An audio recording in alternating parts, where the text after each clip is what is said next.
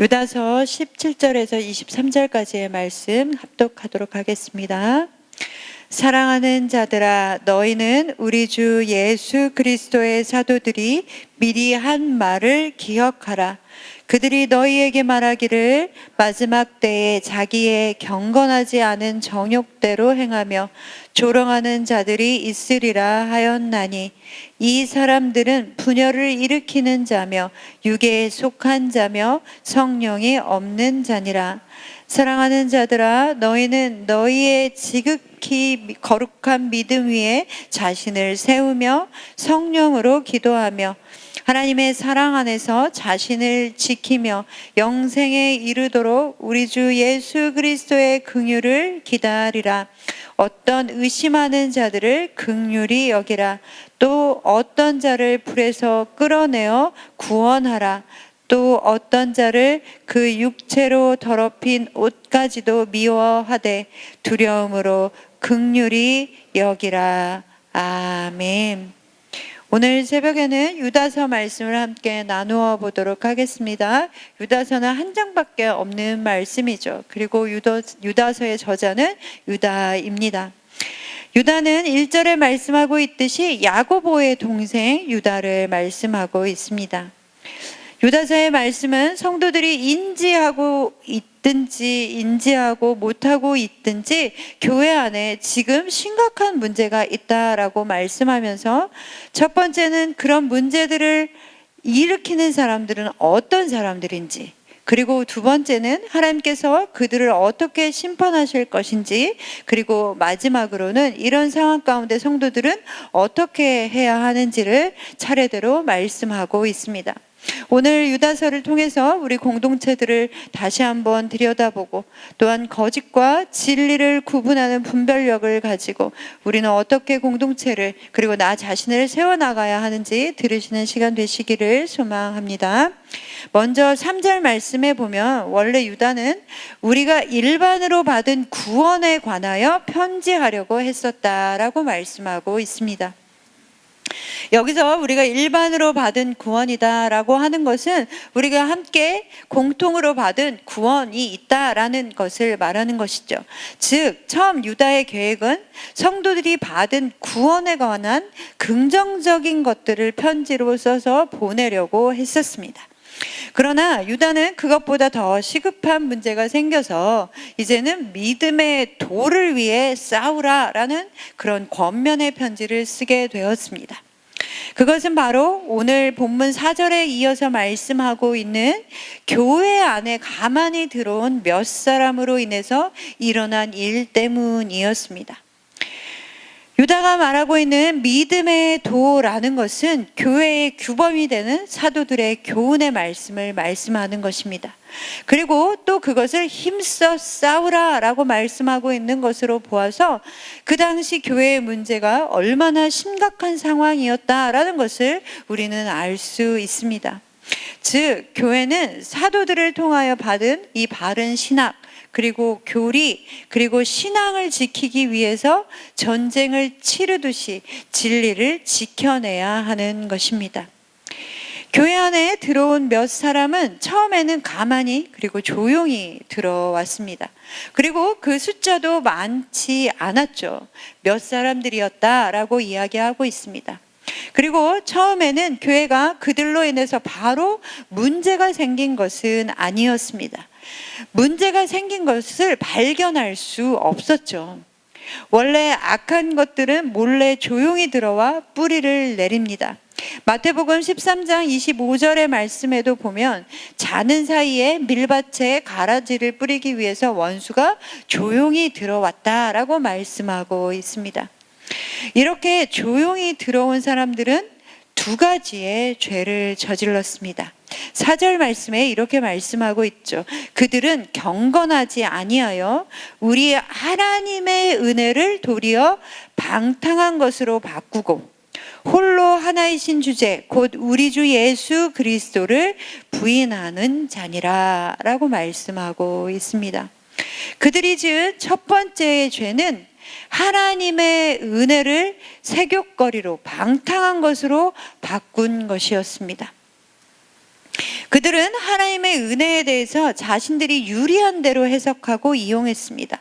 그리고는 마음껏 부도덕한 일들을 저질렀죠. 하나님은 은혜의 하나님이시니까 우리가 죄를 지어도 그것을 다 용납하시고 다 용서해 주신다라고 그들은 이야기했습니다. 그리고 그러니까 마음껏 살아라 라고 이야기하는 것이죠.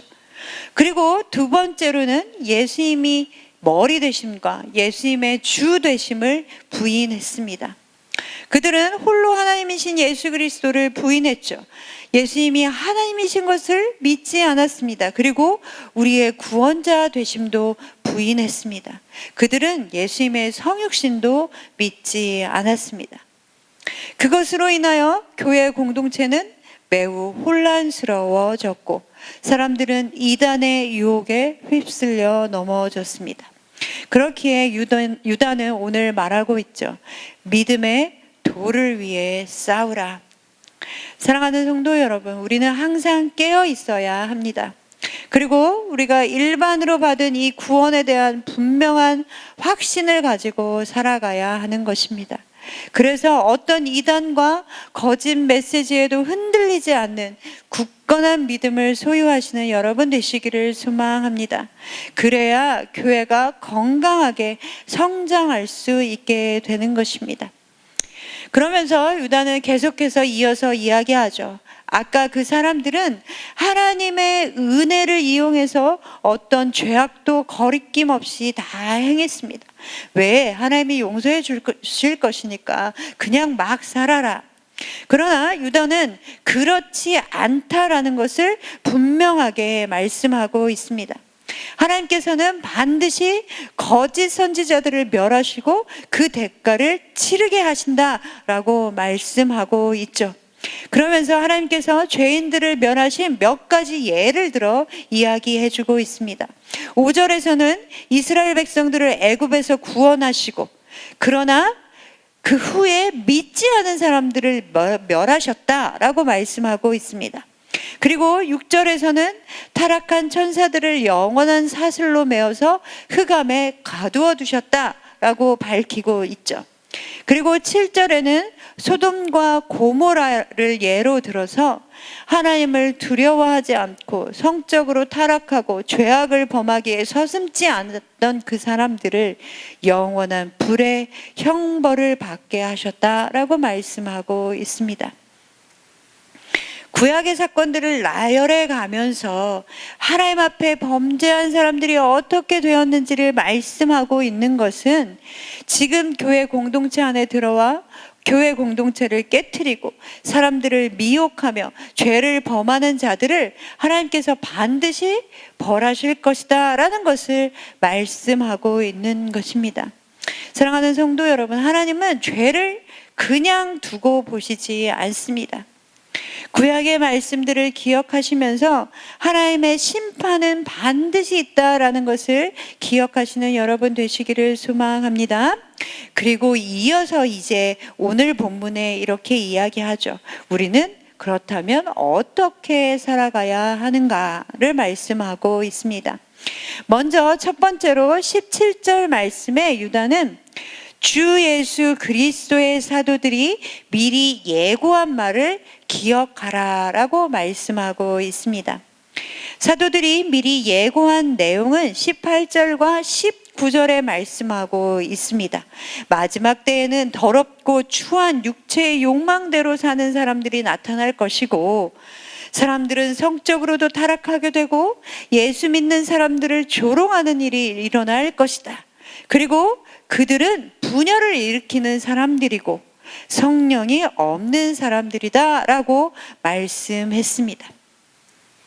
그런데 사도들의 말한 대로 교회 안에 이 일들이 일어나고 있고 거짓 선생들이 판을 치고 있고 죄악이 넘치고 죄를 범하는데도 거리낌이 없고 교회가 갈라지는 일들이 실제로 일어나고 있는 것이죠. 사도들이 한 말을 기억하라 라는 것은 무엇을 말씀하는 것이겠습니까? 성도들이 깨어 마지막 때인 것을 분별하라. 그리고 그런 것들을 일으키는 사람들은 성령이 없는 사람들이니 거짓에 미혹되지 말고 영적으로 무장해야 한다라고 하는 것을 말씀하고 있는 것입니다. 그리고 두 번째로 말하고 있는 것은 하나님의 사랑 안에서 자신들을 지켜야 한다라고 명령하고 있습니다. 우리를 지킬 수 있는 방법은 우리의 힘이 아니라 하나님의 사랑 안에 거하는 것입니다. 그것을 위해서는 믿음과 그리고 기도 그리고 예수 그리스도의 긍휼이 필요하다라고 말씀하고 있죠. 오늘 본문 20절과 21절의 말씀을 같이 보도록 하겠습니다. 20절과 21절의 말씀입니다.